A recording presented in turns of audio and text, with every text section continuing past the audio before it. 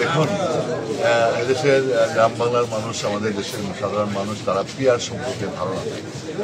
আর PR যে আপনার professional representative যে জিনিসটা যে তারা নিয়ে আসছে বিভিন্ন কক্ষে, এটা কখনো সম্ভব না, কারণ বর্তমান সংবিধানেও নাই এটা। তাছাড়া আমাদের দেশের জনগণ তাদের প্রার্থীকে তাদেরকে চিনতে হবে যে তাদের এলাকার এমপি কে, সেটা তাকে জানতে হবে। এদেশের জনগণ তার কোয়ালিটি কি, তার ব্যাকগ্রাউন্ড কি, সে কোন ক্যারেক্টারের লোক, এগুলি জনগণ যাচাই বাছাই করে তাদেরকে নির্বাচিত করবে। এটাই স্বাভাবিক। এদেশের মানুষ পার্লামেন্টে যাকে পাঠাবে সে অবশ্যই তাকে চিনতে হবে। আপনি পিআরের কথা আপনি নিজের স্বার্থ চিন্তা করলে হবে না। আপনি 1% 2% ভোট পেয়ে আপনি খুশি মতো আপনি একজনকে এলাকায় পাঠিয়ে দিবেন, সেখানে এলাকার জনগণ তাদেরকে চিনবে না, এটা আমাদের দেশের জনগণ কখনই মানবে না। এটা তাদের এক ধরনের অযৌক্তিক দাবি, নির্বাচনকে পিছাবার জন্য অথবা নির্বাচনকে বানচাল করার জন্য।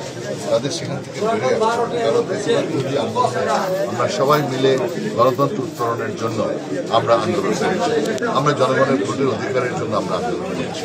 এই আন্দোলনে আমাদের সকলের স্যাক্রিফাইস আছে। আমি অবশ্যই মানি যে এদেশের বিএনপি, জামাত এবং অন্যান্য রাজনৈতিক দল সকলের অবদান আছে ফ্যাসিবাদ মুক্ত করার জন্য।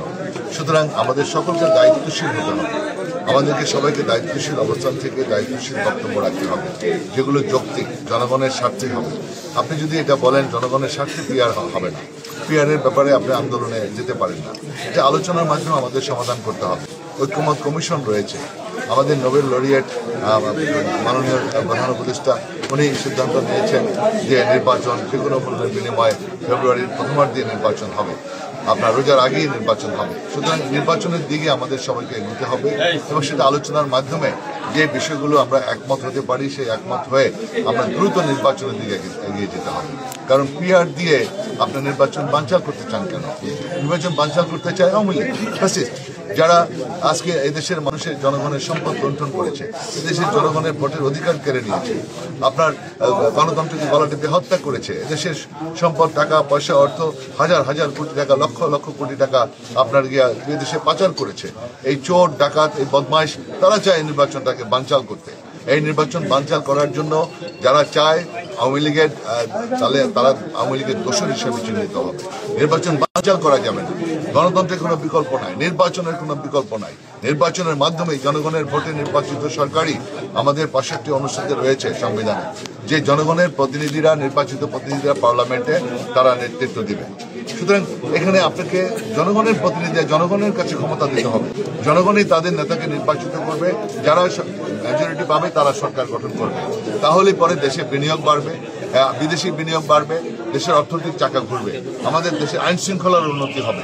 এখন এই মুহূর্তে আমাদের প্রয়োজন সকলে ঐক্যমতের ভিত্তিতে ফ্যাসিবাদ বিরোধী আমরা যারা আন্দোলন করেছি সকলের দায়িত্ব এই দেশকে গড়ে তোলা, এই দেশের অর্থ সম্পদ সবকিছু গড়ে তোলা এবং আপনার দেশের অর্থনৈতিক চাকা যাতে ঘুরে এবং আমাদের দেশের যাতে সাধারণ মানুষের নিরাপত্তা নিশ্চিত হয়, জনগণের জানমালের নিরাপত্তা নিশ্চিত হয়, সোশ্যাল সিকিউরিটি যাতে ডেভেলপ করে, আইন শৃঙ্খলা যাতে ডেভেলপ করে, সেদিকে আমাদের মনোনিবেশ করতে হবে। আমাদের জন্য একটা বিরাট চ্যালেঞ্জ। আমরা যারা ফ্যাসিবাদ বিরোধী আন্দোলন করেছি, আমাদের জন্য চ্যালেঞ্জ, সরকারের জন্য চ্যালেঞ্জ, এই দেশের জন্য চ্যালেঞ্জ যে একটা সুন্দর গণতান্ত্রিক সরকার, নির্বাচিত সরকারই একটা শক্তিশালী সরকার হতে পারে। এই শক্তিশালী সরকারই পৃথিবীর সকলে আমাদেরকে গুরুত্ব দিবে, সকলে বিনিয়োগ করবে, তখন আমাদেরকে গুরুত্ব দিবে, আমরা দেশকে সামনের দিকে এগিয়ে নিয়ে যেতে পারবো।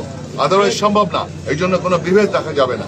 আমাদের ভিতরে ফ্যাসিবাদ বিরোধী আমরা যারা ছিলাম, আমাদের ভিতরে বিভেদ হলে পরে সেখানে আওয়ামী দোসররা, আওয়ামী লীগের আপনার ফ্যাসিস্ট, তারাই সুবিধা পাবে। এটা আমাদের সকলকে মাথায় রাখতে হবে। প্রত্যেকটা নেত্রী যার যার অবস্থান থেকে তাদের এটা সিদ্ধান্ত নিতে হবে। সকলকে আমাদের ঐক্যবদ্ধ হয়ে আগামী নির্বাচনের দিকে এগিয়ে যেতে হবে।